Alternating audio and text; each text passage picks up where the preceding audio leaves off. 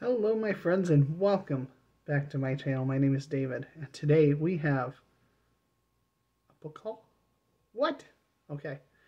This is exciting actually because I got a box in the mail that I suspected was coming for a little bit.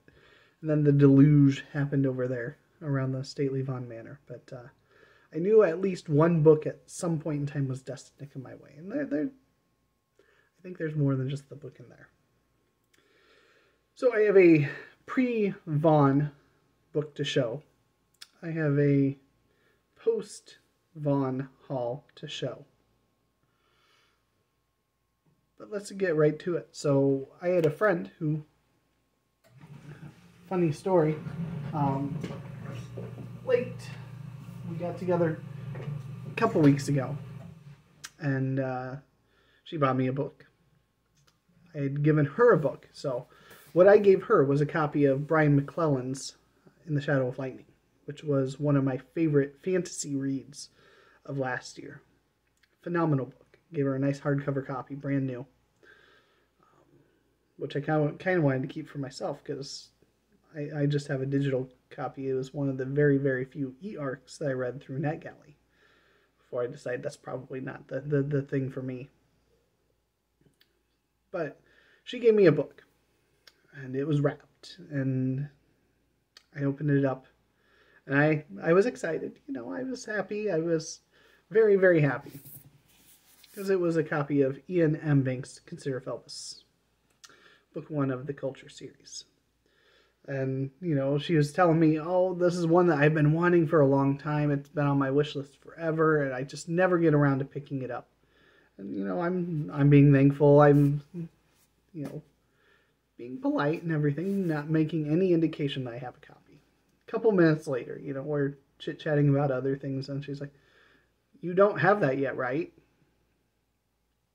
And I look at her. I'm like, I do have a copy of it. So thank you. I'm going to give this copy to you, since you just told me that it's been on your wish list forever. So you've got a copy now. And she was pretty happy about that, actually. So we came down, we played some board games, and when we were taking a break to deal with kids, she starts coming over to my shelves and looking around. She's like, okay, now I need to hop on Amazon to figure out a book that I can get you that you don't already have. Fair enough. So I gave a nice suggestion of, well, I read Pillars of the Earth and absolutely loved it, and I'm still waiting to find a copy of book 2. So, a couple days later, a nice hardcover copy of Ken Follett's A Column of Fire showed up. So, I have book 2, I have the prequel. I don't have book 3 yet, but, you know, book 2 will take a while. Those of you that have read all 4 of the books in this series, in the Kingbridge novels, when should I read the prequel? Should I read it before this? Should I read it after this? Should I read it after I've read all 3 of the main trilogy? Let me know. That way I know how to prioritize when to read that. But that was something that I probably could have picked up for the year of favorites and showed off, but I didn't because I had no way of reading any more of that at the time other than the prequel, and I wasn't sure when to read the prequel. I didn't want to read that and then be like, well, I can't do anything with books 2 and 3 yet, so now I've got book 2, and now I'm kind of itching for that. Probably after some Umberto Eco.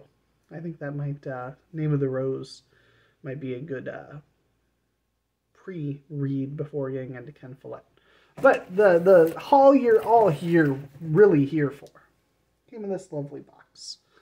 And all I've done is open it and saw that there was a little note inside here. And it's a very nice note. Hello, my friend. I have been unable to locate Leiber's Fafford and Grey Mouser books. I know I have them, I just don't know where. For the time being, I hope these prove to be an entertaining substitute. Thank you, Mike. So, speaking of Fafhrd and Grey Mouser, so I recently read Swords and Deviltry. A previous graphic novel haul, I ended up with books 6 and 7 of the series. And in a couple weeks ago, and this was making no mention that Michael had said he was going to, he's pretty sure he had copies. I thought he had said he had e-copies lying around, but apparently he was thinking physical copies. But Steve Donahue sent me a couple of ebooks to, you know, help get me through the 500 book challenge. And he sent me books 1 through 6 of the Fafhrd and Grey Mouser series as part of that. So now I can read all 7 of them. So Michael, you don't need to look for the rest of them. That's okay. You know, send them on to somebody else that doesn't have any of them. Bless them like you're blessing me. Because it's wonderful. But I am excited to see what else is in here. I know there's a Thor. I don't know. I'm guessing there's a Thor Epic Collection in here because Michael had recently talked about it and said he had 2 copies of it and that he was going to send it my way. So I'm pretty sure it's in here. Let's get some of the stuff out of the way. Okay, so we have Fritz Leiber. So this is a substitute for those right there. Heroes in Horror. This is edited by Stuart David Schiff. Swords and Deviltry, Potions and Wizardry. From the silvery mists of the ancient world of Nawan. From the twilight hours of the life of Edgar Allan Poe. From secret tunnels below the billowing sea. From the damp gloom of San Francisco streets comes a procession of monsters, ghosts, heroes, and rogues summoned from around a corner of time to enthrall, enchant, mystify, and terrify. So what do we got in here? I'd like to know. I'm sure you'd like to know. So it's got a preface from the editor, Stuart David Schiff. It's got an introduction by John Jakes. It's got 2 under heroes, Sea Magic and the Mercy. And horrors, it's got 7. A Bit of the Dark World, Belston Express, Midnight in the Mirror World, Richmond, late September 1849, Midnight by the Morphe Watch, The Terror from the Depths, and Dark Wings. So there you go. Heroes and horrors. So that's exciting. That's an exciting anthology. Okay. Wow. Of course, Michael would send Karl Edward Wagner. He talks about him pretty regularly. And this is Cain in Darkness Weaves. Cain leaves the avenging forces of a sorceress linked within the devils of the deep. So Cain, the mystic swordsman, commands the fleet of an island empress, a ravaged ruler bent on bitter revenge. Once Ephra was the beautiful consort of a king, now she is a hideous creature who lives only for revenge. She has allies to aid her, but only Cain, the mystic swordsman, can rally her forces for battle. Only he can deliver the vengeance she has devised in her knowledge of black magic and in her power to unleash the demons of the deep.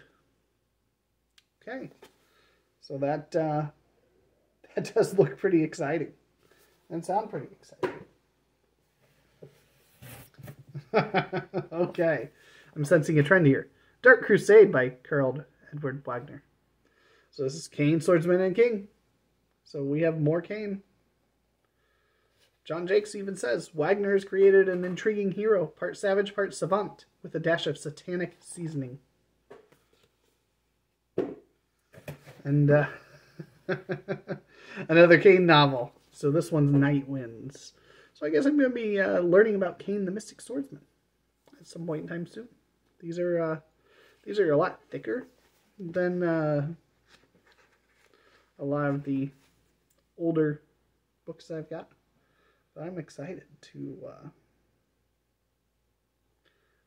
explore Cain. Okay, so next we have what I was expecting in here. And if this had been all that was sent, I would have been very happy. So this is an epic collection, The Mighty Thor. This is Ulik Unchained. So this is volume 7. You can see right there, it's very helpful. 1973 through 1975. So it's got Ulik the Troll. It also says it has a rare Hercules solo story from Marvel Premiere. So Michael said we'll see if David enjoys Thor. I'll probably enjoy Thor. Norse mythology. That's not my thing at all. Okay. Well, if you tuned into Michael's channel today, you would have seen things like this. So this is from the EC Archives. This is Tales from the Crypt, Volume 1. The foreword by John Carpenter. So it looks like it's probably got 6 issues in here. No. Yeah. The Crypt of Terror 17 through 19 and Tales from the Crypt 20 through 22. So we will see what I make of these comics here. I'm actually pretty excited to dive in here. I haven't read any of these, but I do remember when I was younger catching bits of Tales of the Crypt on TV when it would appear. So thank you, Michael. I didn't expect that. So what have we got here? Another graphic? No. So this is the works of Arthur Machen. House of Souls, The Hill of Dreams, The Three Impostors, and Other Tales of the Sacred and Profane. So, this is a Lowood Press. Combines all of his celebrated works in one volume. And this is another author that Michael talks about quite a bit. I have not read anything by him, so I'm excited. Let's see what it says on the back. Decadent, perverse, and unreal, the strange stories of Arthur Machen uncover a lingering ancestral horror distantly remembered in the language of fairy tales, pagan lore, and in the secret old game that nurses teach to children. Deeply controversial in their own time, some of Machen's stories had to wait decades for changing social mores to permit their publication. This new collection by Lowood Press combines all of Machen's most celebrated works in one volume. Herein are his greatest short stories, including The White People, The Great God Pan, The Bowman, and The Shining Pyramid, his semi-autobiographical novel, Hill of Dreams, and the original complete version of The Three Impostors with its interconnecting tales of occult intrigue. An unrivaled master of sacred terror and a pioneer of the weird fiction genre, Machen's work has directly influenced such notable horror writers as H.P. Lovecraft, go figure, Peter Straub, and Stephen King, but it has yet to be surpassed. Okay, this is a tall one. This is, I think, taller than Tales from the Crypt, which was taller than the Thor. But it's nice. I mean, double columned in here. So we'll be giving Machen a try at some point in time. So that looks like that concludes the box from the Stately Vaughan Manor. Michael, thank you. Thank you so much. You didn't have to do any of that. You didn't even have to send the Thor. But thank you. I'm going to enjoy so much of that. Kane seems right up my alley. The Lieber stories are going to be great. The Machen's exciting to dive into. And Tales from the Crypt and Thor, come on. You can't ask for much better. But, like Michael, in his halls of adventure, I'm going to save the best for last. So these are ones that I bought for myself. With the very last remnants of what I got as money for myself for Christmas. I'd been saying I should buy these for a while, and my wife was finally like, why haven't you done that yet? I was like, okay, so I'll do that. So, I bought more Northlanders. So this is book 3, the European Saga. And the reason why I hadn't ever bought these, so book 3 was readily available. But book 2 is an obscene amount of money. So I did some research. I took book 1, wrote down all the issues that were in book 1, wrote down all the issues in book 2, wrote down all the issues in book 3. And then I saw that there are 7 volumes of smaller versions of Northlanders. So I found where there is the stuff contained in book 2. The big chunk of it is everything from the Icelandic trilogy. So this is book 7 out of 7. So these are the final issues, so 42 through 50 from Northlanders. It also contained about half of this, Northlanders Metal. The other half is in that book 3. So this is Metal and Other Stories. So this was number 5. But there was another issue that was missing that is collected in one of the books, but was not in any of the, or was that was collected in book 2, but was in a volume that would have been everything else I already had in book 1 or book 3. So it didn't make much sense to spend $15 on that full book for one issue. So I went to my local comic store, and sure enough, they had that one issue, issue number 20, Sven the Immortal. So I gladly paid $3 to pick up this copy. And so this is probably the first one I'm going to read. Let's be honest, it's a single issue. So I now have the entirety of Northlanders. It was my number 1. Book 1 was my number 1 last year. I've got some Northlanders ahead of me. So right now I'm trying to wrap up what I'm currently reading so that I'm prepared for February. And so I'm trying to race through the end of the Conan comic collection I'm reading so that I can get to Northlanders. I'm trying to get to the end of Children of Ash and Helm, so I'm ready for the Tiberius Donahue book club pick of A Distant Mirror, which should be into my bookstore this weekend for me to pick up.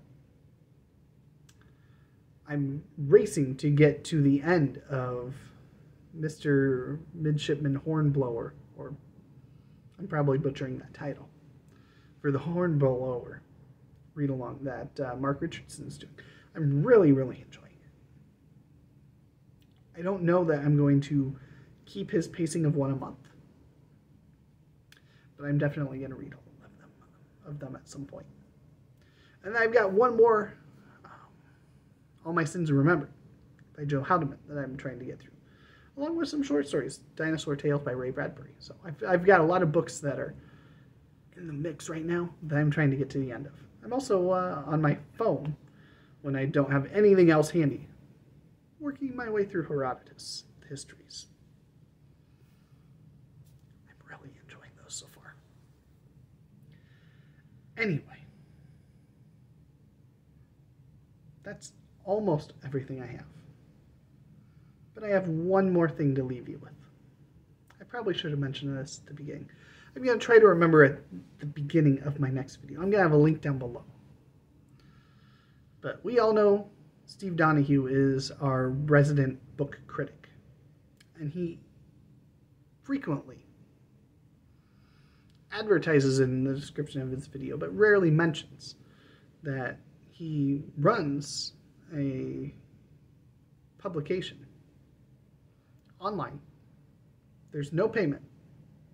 Open letters, and the door is open to write for him if you're interested. And I was, for my own purposes, I wrote a review of The Fall of Numenor. I just sent him an email as I was getting close to wrapping it up. I just said, hey, would you mind, with zero rush at all, would you mind just taking this over and letting me know your thoughts and, you know, maybe a tip or two. And he graciously said, not only will I do that, but I'll help you go through it, and then we'll publish it in Open Letters Review. And it is up now. So that is what I wanted to say. You can check it out in the link down below. I'm going to in February. Start in, hopefully sooner than February, but definitely February 1st. I will be diving into the next book I'm going to be reviewing. It's I'm excited about the book and ready to get into it and get through it. But first I need to finish The Hornblower because it'll be getting read on my Kindle. And I'm very, very excited to dive into it. So check out my review of The Fallen Numenor. And I will catch you next time. Thank you for tuning in for this kind of lengthy book haul. But it was a lot of fun. And I've missed being able to make the video. So that kind of made up for not having my Friday reads. Right? So, thank you.